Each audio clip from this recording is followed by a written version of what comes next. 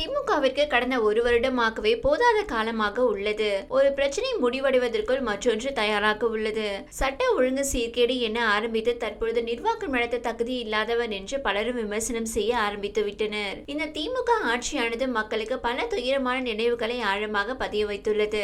அந்த வகையில் சமீபத்தில் இருக்கும் கள்ளக்குறிச்சி கள்ளச்சாராய விவகாரம் தான் மற்ற அனைத்திற்கும் முன்னோடி. குறைந்த சில தினங்களிலேயே 65க்கும் மேற்பட்ட உயிர்களை இழக்க நேரிட்டது. இதனை கண்டுகொள்ளாமல் இருந்த அரசுதான் முக்கிய குற்றவாளி என மக்கள் கூற ஆரம்பித்து விட்டனர். மேற்கொண்டு திமுகவிற்கு பாதகமாக அமைவது அதிமுக, நாம் தமிழர் மற்றும் விஜய் கூட்டணி என்று கூறலாம். புதிதாக அரசியல் களத்தில் கால் பதித்துள்ள விஜய் இளைஞர்களின் செல்வாக்கை பெருமளவில் பெற்றுள்ளார். குறிப்பாக ஆரம்ப காலகட்டத்தில் இருந்து ஆளும் கட்சியை எதிர்ப்பதில் குறியாக உள்ளார். அதே சமயம் மத்திய அரசையும் எதிர்த்து வருகிறார். இவரது நிலைப்பாடானது பொதுப்படியாகவே உள்ளது. இவரின் அரசியல் வியூகம் அதிமுக நாதாக்க என்று வரும் பட்சத்தில் இது திமுகவிற்கு வாக்கு சதவீதத்தில் பெரும் அடியை கொடுக்கும். மூன்றாவது ஆம்ஸ்ட்ராங் கொலை வழக்கு தற்பொழுது ருத்ர தாண்டவம் எடுத்து ஆடுகிறது. ஒரு கட்சியின் மாநில தலைவருக்கு இந்த நிலை என்றால் சாமானிய மக்களுக்கு என்ன பாதுகாப்பு? இந்த ஆட்சியில் இருக்க போகிறது என மக்கள் சரமாரி கேள்விகளை எழுப்பி வருகின்றனர். மேற்கொண்டு கொலை வழக்கு, கள்ளச்சாராய உயிரிழப்பு என எது நடந்தாலும் அதனை சரிக்கட்ட நிர்வாகத்தில் இருக்கும் தலைமைகளை மட்டுமே ஆளும் கட்சி மாற்றி வருகிறது. இதனை கவனிக்க வேண்டிய பொறுப்பில் இருக்கும் தாங்கள் எந்த ஒரு நடவடிக்கையும் எடுப்பதில்லை. இதனால் எதிர்கட்சி என பலரும் கொந்தளிப்பில் உள்ளனர். இதற்கு அடுத்தபடியாக சொந்த கட்சிக்குள்ளேயே உட்கட்சி மோதலானது தீவிரம் காட்டி வருகிறது. குறிப்பாக டிசம்பர் மாதம் சட்டப்பேரவையில் திமுக கவுன்சிலர்கள் பலர் மேயருக்கு எதிராக நம்பிக்கையில்லா தீர்மானத்தை நிறைவேற்றினர். தொகுதிகளில் செய்ய வேண்டிய வேலைகளுக்கு அனுமதி அளிக்காமல் இடையூறு கொடுப்பதாக திமுக கவுன்சிலர்கள் மேயர் மீது புகார் கொடுத்தனர். மேற்கொண்டு தீர்மானம் நிராகரிக்கப்பட்டது. இவ்வாறான செயல்களால் தலைமை மற்றும் கவுன்சிலர்கள் இடையே அதிருப்தி நிலவி வருகிறது.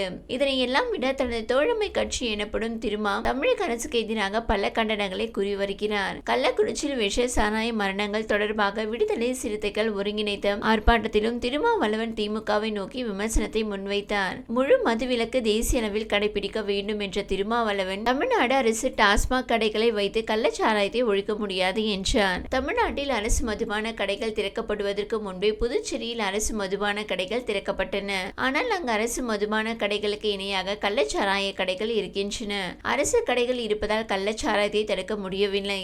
தமிழ்நாட்டில் கள்ளச்சாராயத்தை தடுப்பதாக கூறிய 2003ஆம் ஆண்டு அதிமுக காலத்தில் டாஸ்மாக் திறக்கப்பட்டது.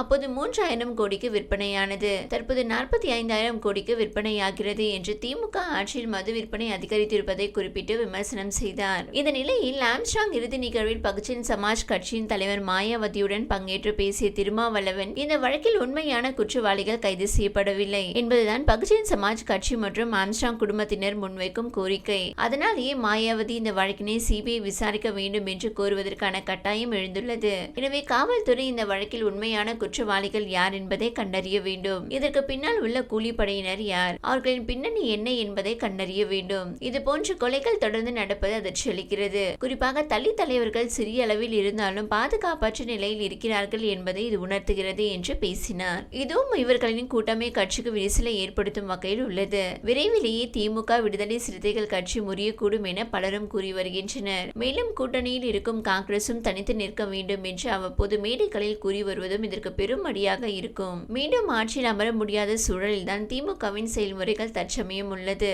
இந்நிலையில் பட்டியல் சமுதாய மக்கள் மீதான தாக்குதல்களை எதிர்த்து குரல் கொடுக்காவிட்டால் திருமாவளவன் தனிமைப்படுத்தப்படுவார் என்கிறார் அதிமுகவின் முன்னாள் அமைச்சர் ஜெயக்குமார். திருமாவளவன் தனது உள்ள குமுறல்களை இப்போது வெளிப்படுத்த தொடங்கியுள்ளார். கூட்டணி தர்மத்துக்காக வாய்மூடி இருக்க முடியாதல்லவா? விசிக எங்களுக்கு எதிரி இல்லை, திமுகவும் பாஜகவும் தான் எங்கள் எதிரி. அரசியலில் என்ன வேண்டுமானாலும் நடக்கலாம் என்றார் என்பது குறிப்பிடத்தக்கது.